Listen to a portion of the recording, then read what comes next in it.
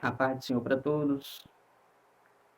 Quero trazer aqui uma lição bíblica da Escola Bíblica Dominical com o tema Vivendo no Espírito, onde o texto áureo, na verdade, a leitura em classe, está inserida na carta de Paulo aos Gálatas, capítulo 5, versículos 19 ao 25, que diz: Porque as obras da carne são manifestas, as quais são prostituição, impureza, lascívia, idolatria, feitiçarias, inimizades, porfias, emulações, iras, pelejas, dissensões, heresias, invejas, homicídios, bebedices, glutonarias e coisas semelhantes a estas, acerca das quais vos declaro, como já antes vos disse, que os que cometem tais coisas não herdarão o reino de Deus. Mas o fruto do Espírito é amor, gozo, paz, longanimidade, benignidade, bondade, fé, mansidão, temperança. Contra essas coisas não há lei. E os que são de Cristo crucificaram a carne com as suas paixões e concupiscências. Se vivemos no Espírito, andemos também no Espírito. Onde temos como texto áureo 5:22 de Gálatas, que diz: Mas o fruto do Espírito é amor, gozo, paz, longanimidade, benignidade, bondade, fé, mansidão e temperança, onde terá a base para o tema Vivendo no Espírito. A verdade prática nos diz: o avivamento espiritual traz uma realidade de vida no Espírito. Então, 5:22 de Gálatas vai trazer essa realidade na vida de qualquer cristão. O primeiro tópico da lição vai falar sobre a vida no Espírito. Subtópico 1 vai tratar sobre andar em Espírito. O comentarista diz: na Bíblia, o verbo andar tem o sentido figurado de viver, experienciar, praticar e conduzir na vida espiritual. Então, o verbo andar na Bíblia tem esse sentido de andar em Espírito, viver em Espírito. Andar em Espírito, experienciar em Espírito. Ou andar em Espírito, praticar em Espírito. E conduzir na vida espiritual. Então, a vida espiritual será conduzida quando alguém verdadeiramente anda em Espírito. O comentarista ele traz essa afirmativa, bem interessante, que eu quero sublinhar aqui com vocês. Diz assim: o que seria andar em Espírito? Aí a resposta é ter uma vida cristã subordinada à direção do Espírito Santo. Subordinada à direção do Espírito Santo. Um ponto. Subordinada, submisso à direção do Espírito Santo. Obediente à direção do Espírito Santo. Completamente dominada pelo Espírito Santo. Então, ter uma vida cristã é ter uma vida dominada pelo Espírito Santo, que será, sem sombra de dúvida, subordinada a Ele e direcionada por Ele. Olha o interessante. Ter uma vida cristã subordinada à direção do Espírito Santo, pautada nos ditames da Santa Palavra de Deus. Então, andar em Espírito é verdadeiramente ter uma vida subordinada, submissa, obediente, uma vida rendida ao Espírito Santo, que justamente será propenso o cristão agora a ser direcionado pelo Espírito Santo para tudo. E essa subordinação, ela não está aérea, ela está alicerçada. O comentarista traz aqui, pautada nos ditames, ou seja, pautada, alicerçada, fundamentada no que diz a palavra de Deus. Alguém pode dizer que anda no Espírito e de repente anda contrário à palavra de Deus. Então, essa observação do comentarista, que é ter uma vida cristã subordinada à direção do Espírito Santo, que ele vai trazer pautada nos ditames, no que diz a palavra de Deus, então, é justamente para comprovar se aquela vida está direcionada, se aquela vida está verdadeiramente andando pelo Espírito Santo.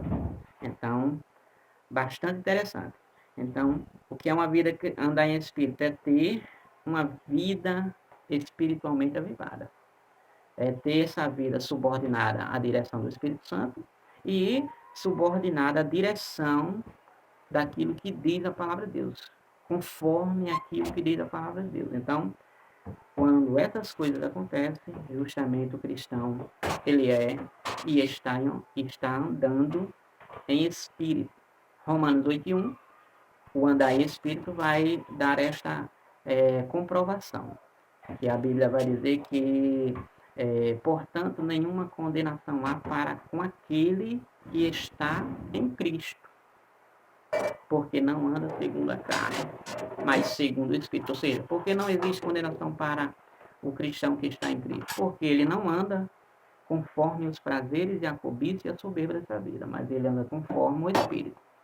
E se anda conforme o Espírito, com certeza está em Cristo. E se está em Cristo, nenhuma condenação há. Subtópico 2, por que andar em Espírito? Subtópico 1, tratou sobre o que é andar em Espírito. E no subtópico 2, nós vamos vermos agora por que andar em Espírito. Então, por quê? A resposta é única. Está em Gálatas 5:16. O comentarista já colocou parte do versículo que diz o porquê andar em Espírito, que é justamente para não cumprir os desejos da natureza carnal, para não cumprir com os desejos da carne, para não cumprir com os desejos pecaminosos. Então, quando alguém anda em espírito, justamente serve para que ele não cumpra com os desejos da sua carne, da sua natureza carnal. O comentarista, ele diz que por isso, andando no Espírito, o salvo tem vitória sobre o império do pecado e da morte. Então, é por isso que o cristão, o crente, o seguidor de Jesus, o discípulo, o adorador de Deus, ele tem vitória sobre o império do pecado e da morte. Por quê? É justamente porque ele anda em espírito. É justamente porque ele vive no espírito. Hebreus 2:14, a Bíblia diz que assim como o Filho tem participação comum de carne e sangue, destes também ele participou, que é Jesus. Para quê? Para que através dele aniquilasse, destruísse o império da morte. Que, a saber, quem era o imperador, era o próprio diabo. Então, Jesus, quando ele vem executar a sua obra, foi justamente para destruir esse poder. E quando ele destrói esse poder, ele agora libera para todo aquele que agora passar a andar em espírito. Subtópico 3, como andar em espírito. Como andar em espírito. Então, algumas observações aqui. Como andar em espírito? De 3 formas, conforme o comentarista focou aí. Primeiro, tendo o Espírito Santo dentro da pessoa. Como uma pessoa pode andar em espírito? Tendo o Espírito Santo dentro dele. Se essa pessoa, o cristão, tiver o Espírito Santo dentro dele, ele com certeza, sem sombra de dúvidas, ele vai andar em espírito. Porque o Espírito que está dentro dele lhe direcionará, lhe conduzirá, lhe guiará e aí por diante. Então, como andar em espírito? Tendo o Espírito Santo dentro dele. Segundo, ser guiado pelo Espírito Santo. Então, como andar em espírito? Tendo, em primeiro lugar, o Espírito dentro dele. Segundo, o Espírito que está dentro dele agora vai guiar ele. Guiar ele. Né? Imagina o Espírito Santo dentro de alguém. Então, esse alguém agora será, através do Espírito Santo, conduzido, guiado. E o guia faz o quê? O guia orienta, o guia encaminha, o guia orienta, o guia mostra, o guia diz tudo. E é justamente o que Jesus falou em João 14:17. Que o Espírito Santo, o Espírito da verdade, o mundo não pode conhecer, nem pode ver, mas nós temos ele dentro de nós. Romanos 8:14, a Bíblia diz que todos os que são guiados pelo Espírito de Deus são filhos de Deus. Então, como andar em Espírito? Sendo guiado pelo Espírito. Então, esse guia que é o Espírito Santo, dentro de você, vai lhe guiar. E se ele estiver lhe guiando, e se ele o guiará, se ele estiver a lhe guiar, é porque verdadeiramente você é um filho de Deus. Você é legitimamente um filho de Deus, porque você é guiado por ele.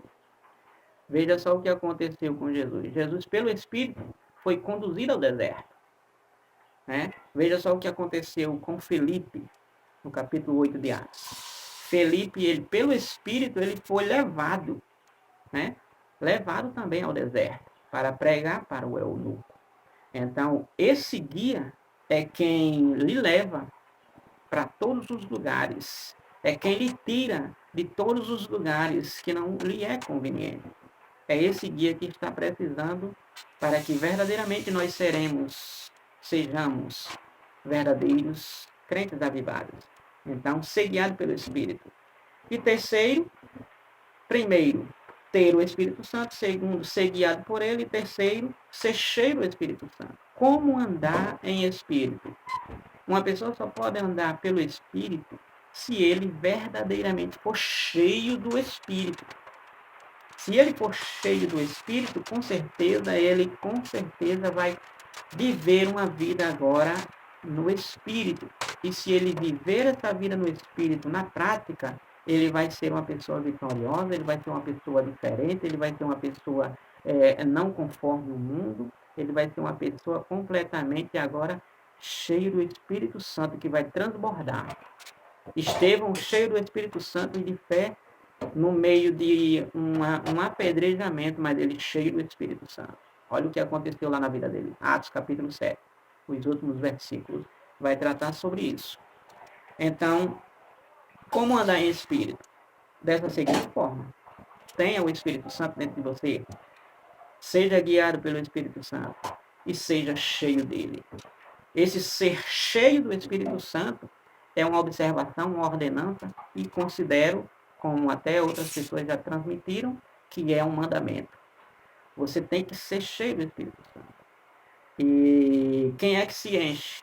Segundo Efésios 5:18, é você quem tem que se encher. É você que tem que verdadeiramente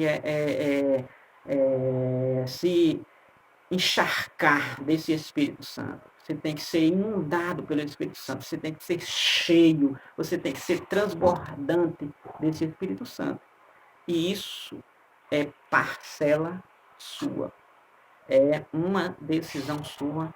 É uma opção sua. É uma obrigatoriedade sua. Você não depende de ninguém. Você depende somente de você e Deus. Então, se encha para você andar em espírito. Tópico 2, nós temos o confronto entre a carne e o espírito. A briga, a luta, a guerra entre a carne e o espírito. Nós estamos tratando da aula vivendo no espírito. E viver no espírito não é fácil. Não é fácil. Nunca foi fácil, nem será fácil. Mas o confronto entre a carne e o espírito está travado. Subtópico 1, nós temos a carne e o espírito. Ou seja, queremos viver em espírito, mas nós temos um inimigo que luta ao contrário, para nós não vivermos em espírito, não sermos guiados por ele, não sermos cheios dele e nem termos ele. Então, essa carne é esse inimigo cruel para o cristão. O comentarista ele trata dizendo assim que em termos espirituais, na questão espiritual, olha só, a carne e o espírito, essa luta, essa guerra é a maior luta da vida do crente salvo. É a maior. Às vezes o cristão, o crente, acha que essa luta é a maior da sua vida. Aquela outra é a maior da sua vida. Essa é a maior de todas, e aí por diante. Mas a maior luta do crente salvo, a maior luta do Filho de Deus, a maior luta do verdadeiro adorador é a carne. É ele lutar contra a sua própria carne. É ele lutar contra a sua natureza, herdada lá no Éden, por Adão e Eva quando pecaram. E passou agora para toda a raça humana. Romanos 5:12. Então, a maior luta do crente salvo é ele agora lutar contra a sua própria carne. Seu maior inimigo não é o seu vizinho, não é o seu líder, não é o seu maior inimigo é o seu ego, é o seu eu, é a sua carne. Então você precisa vencer esse inimigo. E como é que você vence esse inimigo? Você vence matando ele. É por isso que Paulo, aos Gálatas 5:12, 5:20, ele disse que eu já estou crucificado com Cristo. E já não vivo mais eu, mas a carne, a vida que agora vivo pela carne, crucifiquei pela fé. Né? E agora, pela fé, crucifiquei essa carne, né? Crucifiquei esse corpo, crucifiquei essa natureza, e agora a vida que eu vivo agora, no presente momento, mesmo ainda com o corpo crucificando essa carne, Paulo vai dizer que ele vive agora pela fé no Filho de Deus, que ele amou e se entregou a si mesmo por ele. Então, sua maior luta é você mesmo, é a sua carne, é o seu maior inimigo. Você tem que lutar contra os seus desejos pecaminosos que muitas vezes vêm reinando na sua mente e no seu coração. E talvez armazenado lá. Então você tem que crucificar esses desejos, crucificar esses pensamentos, crucificar esses sentimentos, crucificar essa cobiça, crucificar essa soberba, crucificar os olhos altivos, crucificar tudo. A carne, toda a carne. Para que Cristo reine e o Espírito Santo habite e tenha livre acesso em nos guiar, em nos conduzir. Carne, subtópico 1. Carne. A carne, ela se inclina para as estruturas pecaminosas criadas pelo diabo com o objetivo de afastar os seres humanos para longe de Deus. Então, o que é a carne? A carne é essa estrutura, é essa natureza pecaminosa criada pelo diabo, que o objetivo único dela é nos afastar de Deus. É afastar o ser humano para longe de Deus. Porque ela quer afastar o ser humano para longe de Deus. Por quê? Porque o espírito se inclina para as coisas do espírito e a carne se inclina para as coisas da carne. Gálatas 5:16, Paulo disse que andai em espírito e não cumprireis com o desejo da vossa carne. Então, quando a carne o espírito, é justamente para que agora ela prevaleça. Ao mesmo tempo, o espírito está lutando contra a carne para que ele prevaleça. E quem dá esse aval para o espírito vencer ou a carne é eu. Somos nós. Então depende de nós. Olha a importância aonde está o livre-arbítrio na nossa vida. Então, essa carne, ela tem esse objetivo de afastar o homem para longe de Deus. Para longe, bem longe. Olha só, quando ela afasta, essa carne afasta o homem para longe de Deus, olha o resultado dela. Como resultado, as pessoas se esquecem de Deus e procuram agradar ao diabo. Então, a carne, ela faz com que o ser humano, ele se afaste de Deus, se esqueça de Deus e, se afastando de Deus e se esquecendo de Deus, agora vai procurar agradar ao diabo. Não é declaradamente que o ser humano vai dizer, eu vou agradar o diabo, eu vou fazer a vontade do diabo. Mas é de maneira automática, quando o ser humano não está em espírito, ele passa a agradar ao diabo, né? Passa a agradar ao diabo. Romanos 8, versículo 7 aproximadamente, vai dizer que os que vivem na carne não podem agradar a Deus. Então, essa carne faz tudo isso, né? E ela dá o mérito de o diabo ser verdadeiramente satisfeito com as nossas atitudes e nós estamos agora agradando ele. Ou seja, estamos fazendo o que ele quer que a gente faça. Estamos fazendo. Né? Ele ilude de diversas formas para nós fazermos a vontade dele. Então, as obras da carne, esse inimigo perigoso que todo ser humano, crente e salvo, enfrenta. O não salvo, ele já vive já por si, dominado pela carne. Mas o salvo, ele não vive dominado pela carne. Ele vive dominado pelo Espírito. Porém, tem esse inimigo que diariamente está lutando para o derrubar. Então, as obras da carne, em termos bíblicos, do grego sarx, que é a carne, é a prática do que não agrada a Deus. Então, a carne, o que é a carne? É a prática do que não agrada a Deus. Então, o que são as obras da carne? O que são as obras da carne? São as práticas, atitudes e pensamentos contrários à santidade exigida por Deus. Ou seja, Deus exige santidade. Deus exige que não faça isto, não faça aquilo, as obras da carne. Deus exige. Então, o que acontece? A carne, ela começa a operar completamente contrário àquilo que Deus exige. Completamente contrário àquilo que Deus exige. E essa carne, o que são as obras da carne em si? As obras da carne está na leitura em classe. Diz assim, porque as obras da carne são manifestas, as quais são. O que são as obras da carne? Olha o que são as obras da carne. Prostituição, impureza, lascívia, idolatria, feitiçaria, inimizade, porfias, emulações, iras, pelejas, dissensões, heresias, invejas, homicídios e bebedice, glutonarias. E muitas outras mais, que serão derivadas justamente destas. Como 1 Coríntios capítulo 6, versículo 9, versículo 10, Apocalipse capítulo número 22, versículo 15, capítulo número 21, versículo número 8, e aí por diante. Efésios capítulo 5, versículo 5.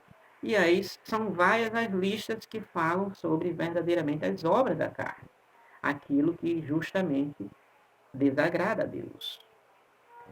Então, essa carne é um inimigo perigoso.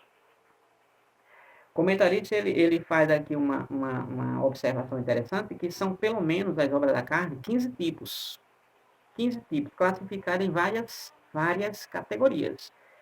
Por exemplo, essas obras da carne, ela tá na categoria sexual ilícita, ela está na categoria religiosa, ou seja, idolatria e por diante. Então, ela tá na categoria idolatria e religiosa, está na categoria mau relacionamento humano, ou seja, alguém quando se ira, alguém quando quer se vingar, alguém quando tem... Então, isso está no mau relacionamento humano. E está na área também dos vícios e maus hábitos. Mau hábito, glutonaria, né? E aí, vícios, a bebedice, e aí muitas outras coisas que no mundo contemporâneo temos aí as variedades delas. Muitos são os vícios. Então, tudo isso são obras da carne, que essas obras da carne justamente são o que o homem agora não vivendo segundo aquilo que Deus exige e agora se afastando de Deus e tendo como resultado agora agradando ao diabo. Então, nós temos aí a observação no final aí que Paulo vai falar que os que cometem tais coisas, ou seja, as obras da carne, os que cometem tais coisas não herdarão o reino de Deus. 5:21 de Gálatas. Então, quem comete as obras da carne, quem vive cometendo as obras da carne, quem está na carne, sem dúvida, ele não vai herdar o reino de Deus, de forma alguma. Tópico 3, nós temos aí o avivamento pelo fruto do Espírito. O avivamento pelo fruto do Espírito, ou seja, um crente avivado. Ele só pode ser avivado quando ele tem essa característica na sua vida, que é o fruto do Espírito. Subtópico 1, nós temos aí o fruto do Espírito. No subtópico 1, nós temos aí o fruto do Espírito. O comentarista diz assim, dons e fruto do Espírito são características essenciais para a vida e o caráter cristão. Dons é essencial para a vida cristã e para o caráter cristão. Fruto do Espírito é essencial também para o caráter cristão, para a vida cristã, para a vida de um avivado, de um crente avivado. Logicamente, dons são diferentes de fruto. Os dons são aquelas habilidades que Deus nos concede para a gente agora utilizarmos para a glória dele. Porém, alguém pode utilizar não para a glória de Deus. Já o fruto é justamente a imagem de Deus imprimida em nós, que agora nos caracterizará como um verdadeiro cristão de Deus. Então, quem tem o fruto do Espírito sobre a sua vida, ele será identificado, sem sombra de dúvida, como um cristão, como um adorador, como um crente, como um servo. Ele será identificado. Não foi à toa que lá no Antigo Testamento, uma mulher, ela olha para um servo de Deus e diz que ele é um santo homem de Deus. Ele é um verdadeiro santo homem de Deus. Olha o que a mulher disse. Olha o que ela, em poucas palavras, ela falou sobre um homem que tinha o fruto do Espírito, chamado Eliseu. Então, vejamos aí, o comentarista ele traz uma observação aí, dizendo assim, que o uso dos dons espirituais, sem a prática do fruto do Espírito, olha só, pode ser apenas uma demonstração de egoísmo e exibicionismo. Ele está querendo dizer que um crente, um cristão, que tem os dons espirituais, ele tem os dons espirituais, mas ele não tem o fruto do Espírito. Então, esse cristão que só tem os dons espirituais, ele usa esses dons espirituais. Só que quando ele usa esses dons espirituais, ele simplesmente está apenas demonstrando egoísmo e exibicionismo. Por quê? Porque ele tem um talento dado por Deus, um dom dado por Deus, e agora ele está utilizando esse dom, e esse dom agora é só para seu próprio ego, para ele se mostrar que ele é o mais, né? Ele sonhou mais do que fulano, ele falou mais do que fulano, ele disse que ia acontecer e aconteceu, ele profetizou e se realizou. Então, ele está usando o dom. E esse dom simplesmente agora é para exibição, não é para a glória de Deus. Ele está usando para exibição, para se amostrar, para satisfazer o seu ego. Não é à toa que quando um cristão ele pega um microfone no meio de pessoas diferentes, você vai perceber na sua igreja e onde você estiver congregando, ele vai contar várias coisas de si mesmo. E essas coisas é para a glória dele, é para o ego dele.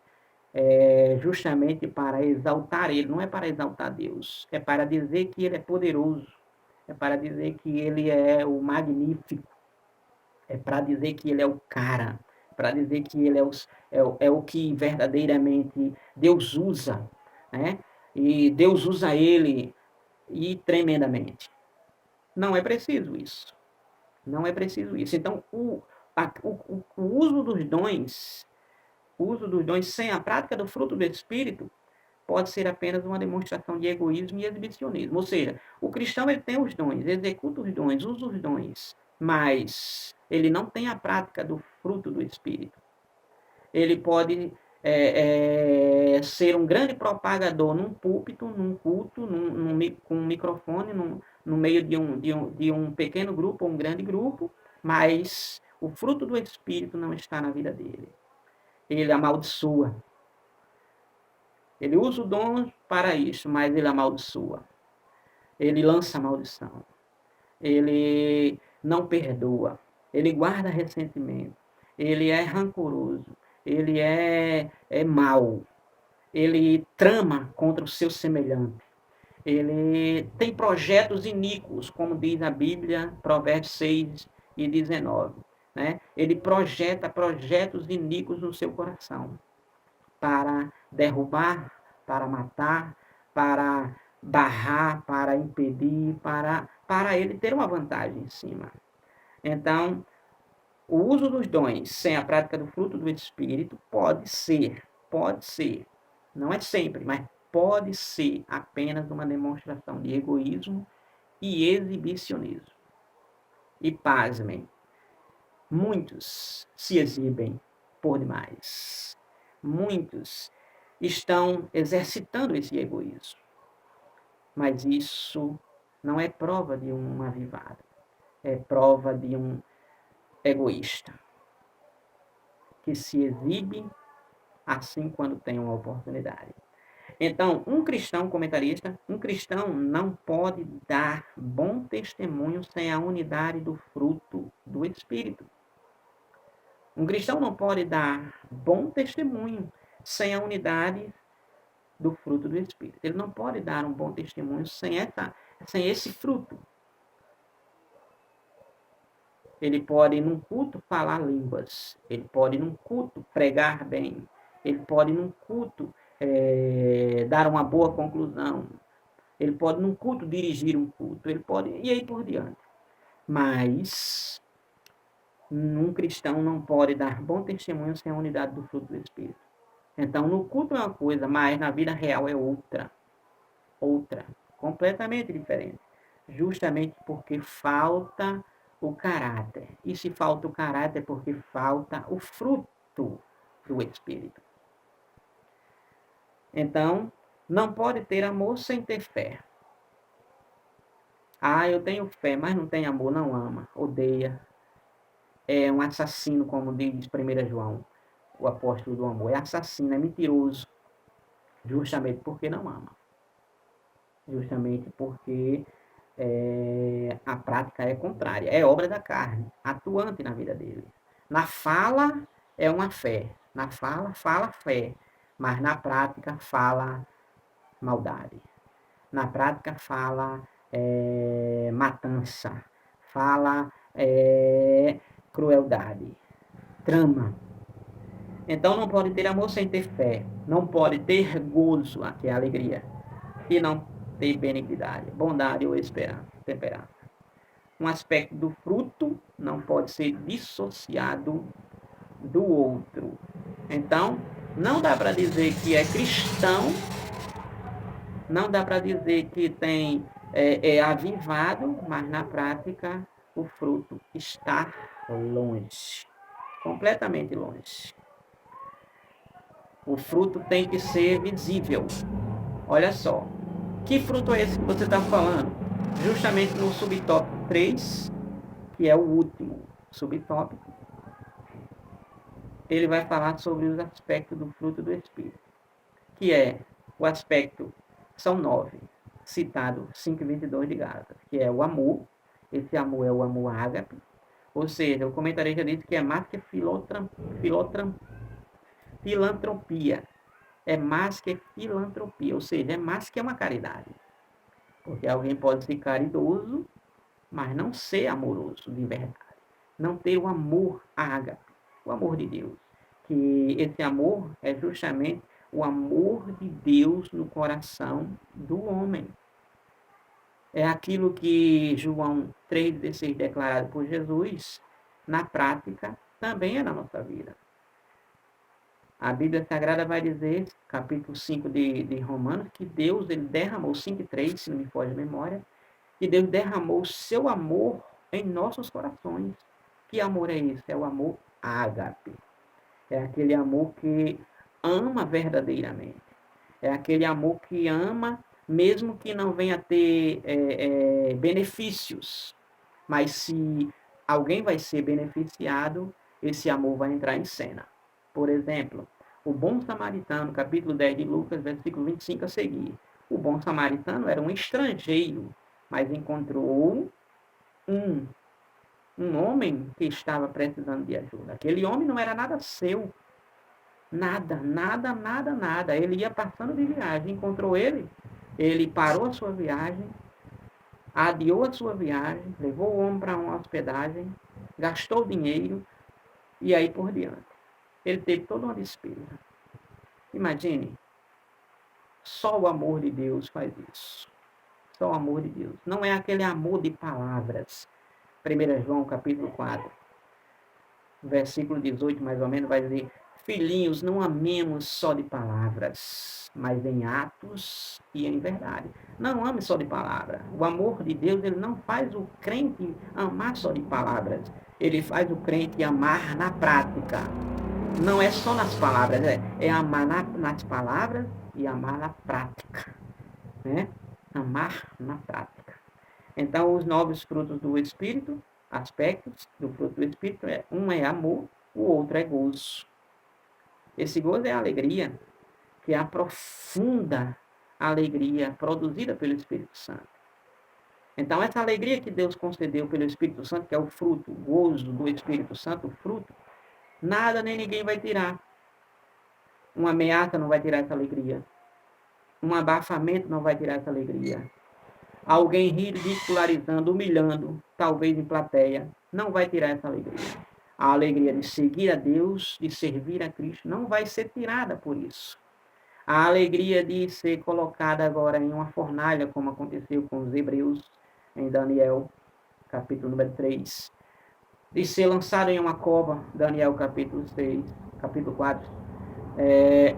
Não vai acontecer, não vai tirar essa alegria, porque essa alegria é permanente, não é temporária, porque não é produzida por algo externo que se consome. Essa alegria já está dentro dele. É a alegria que o Espírito Santo, que encheu ele, agora faz ele motivar-se, mesmo diante das circunstâncias amor, gozo, paz. Essa paz é aquela que excede todo o entendimento. Excede, ultrapassa, sobrepõe todo o entendimento. É uma paz que Deus dá.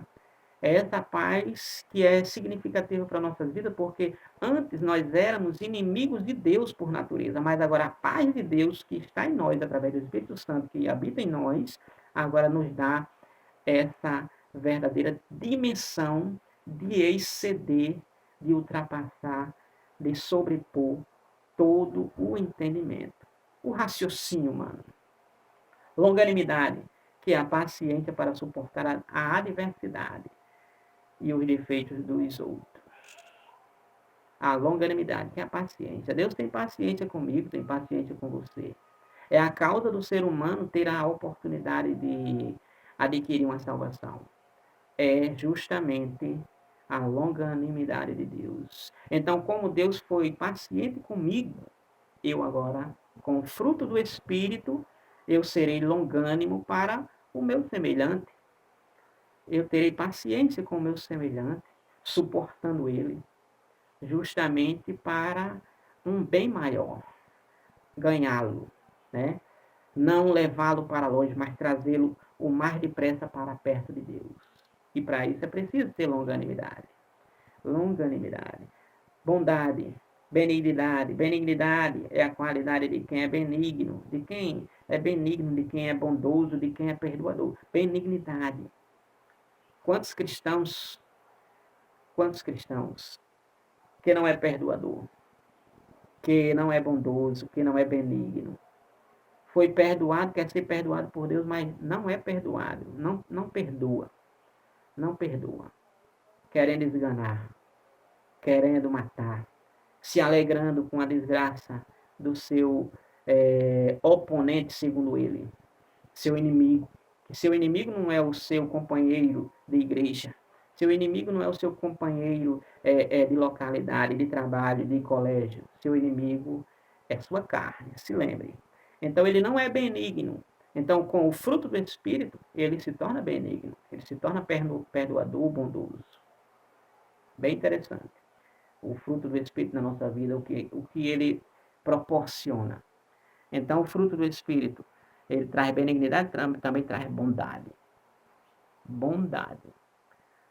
E essa bondade se refere àquele que é bom. Observação, aquele que é bom. Não é aquele que faz bondade, somente bondade. Porque uma pessoa mal pode fazer bondade também. Uma pessoa não crente pode fazer bondade também. Então, bondade se refere àquele que é bom. Como assim aquele que é bom? Aquele que é bom de natureza divina. Aquele que é bom hoje, amanhã e sempre. Aquele que é bom desde o dia que se voltou completamente para Deus e o Espírito habitou dentro dele. Então, ele se torna bom para sempre, né? Bom para sempre. Não só faz uma bondade, mas ele é bom sempre. Fé não é a fé natural. O outro aspecto chamado fé não é a fé natural, aquela fé natural que as pessoas acreditam que Deus criou os céus e a terra. Não é essa fé natural, é a fé verdadeiramente agora proporcionada pelo Espírito Santo, produzida pelo Espírito Santo. Porque o Espírito Santo agora ele produziu no coração daquele que crê em Deus. Então essa fé é produzida pelo Espírito Santo. Outro aspecto é a mansidão. E essa mansidão é sinônimo de brandura, de gênio afável, de sossegado, de dócil. Essa mansidão é justamente o que faz a gente ouvir calúnias, até mesmo de nós mesmos, ouvir difamações, ouvir chacotas, ouvir ridicularidades, ouvir maldições, muitas vezes cara a cara, muitas vezes em um culto, né? Em uma oração, mesmo prostrado em um culto de oração, alguém está lançando maldição sobre você, mas você manso, porque o fruto faz isso. Esse fruto justamente para que você agora não verdadeiramente haja com ira, com naturalidade do homem natural, mas que você haja com brandura, mas que você não exploda, justamente para não provocar, porque a mansidão entra em cena, para não provocar um escândalo.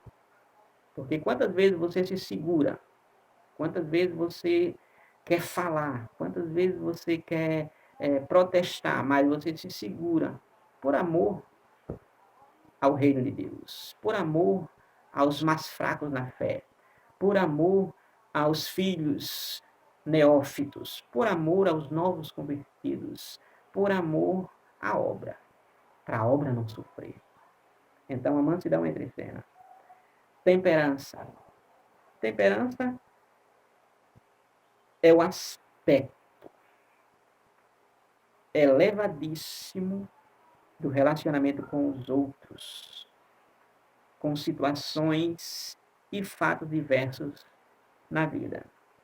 Então, a temperança é esse aspecto elevadíssimo do relacionamento com os outros, em situações variadas. Então, a temperança é esse domínio, é essa capacidade de equilíbrio, e isso somente por causa do fruto do Espírito.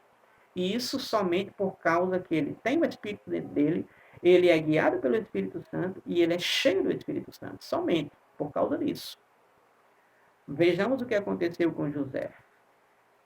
Diante daquele assédio, diante daquela situação, ele foge, sai da casa, né? Porque justamente o domínio de Deus estava sobre a vida dele. Ele estava cheio de Deus, ele era com Deus, Deus era com ele vivia com Deus. Então, justamente esse domínio faz isso, para equilibrarmos. Justamente esse domínio é para não inclinarmos, não cedermos às obras da carne, aos desejos da nossa natureza carnal. Então, esses aspectos do fruto, ele é real na vida de qualquer um salvo, de qualquer um cristão. Ele é evidente. Se alguém quiser mostrar espiritualidade, ele só pode mostrar espiritualidade através do fruto do Espírito. Não é através dos dons. Porque os dons não são para mostrar espiritualidade. Não. Os dons são para mostrar verdadeiramente utilidade, porque é necessário. Imagina uma pessoa endemoniada em meio a um culto, em meio a só cristãos, mais um cristão lá endemoniado. Então, o dom espirituais, um dos dons espirituais, ele vai justamente discernir aquele espírito. É para discernir aquele espírito. Agora eu pergunto, quantas vezes pessoas endemoniadas e muitas vezes não é distinguido? Quantas vezes as pessoas no meio de um processo desse, mas muitas vezes não se manifesta ali uma distinção. Muitas vezes não tira aquele espírito, não expulsa que está ali camuflado. Quantas vezes? Mas na medida que o dom é utilizado, é para isto, é para distinguir, é para identificar que o inimigo está ali camuflado na vida de um cristão, na vida de um não cristão que está ali naquele meio entre nós. Paulo, uma certa vez, capítulo 16 de Atos, por muitos dias ele foi enganado entre aspas, né? A menina elogiou ele e o elogio elevadíssimo, dizendo que ele era um santo homem de Deus que anunciava a salvação. Não dava para se perceber que era o inimigo na vida dela, mas era o inimigo na vida dela. Até que um dia, pelo Espírito de Deus, pelo Espírito Santo de Deus, ele distinguiu que ali não era uma pessoa de Deus, que tinha Deus, estava cheia de Deus, mas era o diabo que estava querendo agora enganá-lo, para ele verdadeiramente não mexer com ele na vida dela. Mas Paulo distinguiu.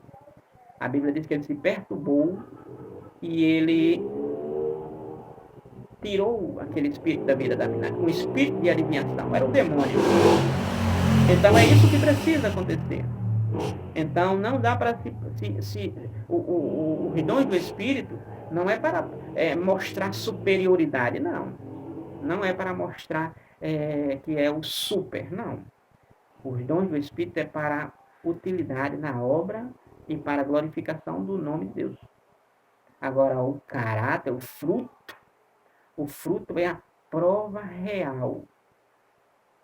É a prova real de que nós somos de Deus.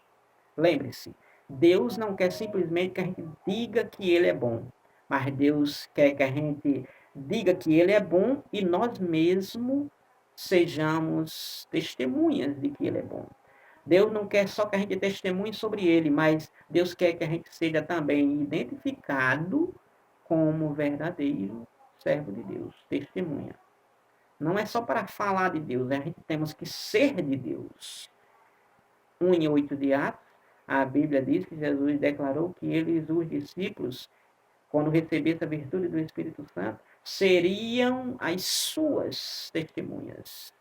Seriam os seus, não simples representantes, mas seriam agora pessoas reais que as pessoas o identificariam como seguidores de Cristo, como adoradores de Cristo. Então, vejamos, finalizando, o papel apelativo dos crentes na crucificação da carne, o papel apelativo. Paulo aos Efésios, Paulo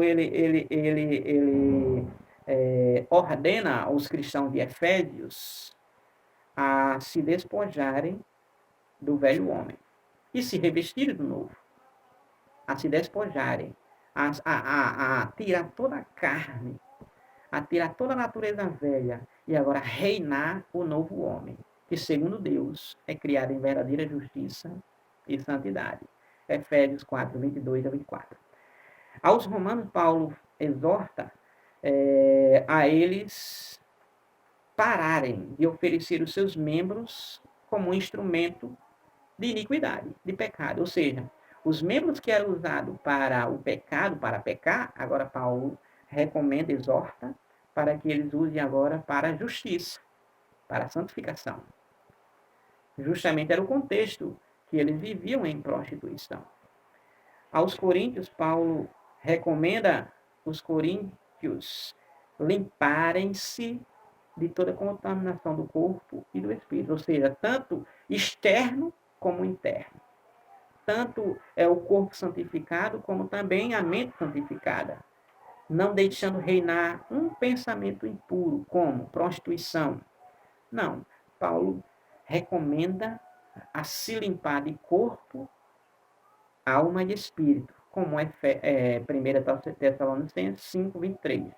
E o mesmo Deus de paz vos santifique em tudo, e todo o vosso corpo, alma e espírito sejam plenamente santificados para o dia da vinda do Senhor.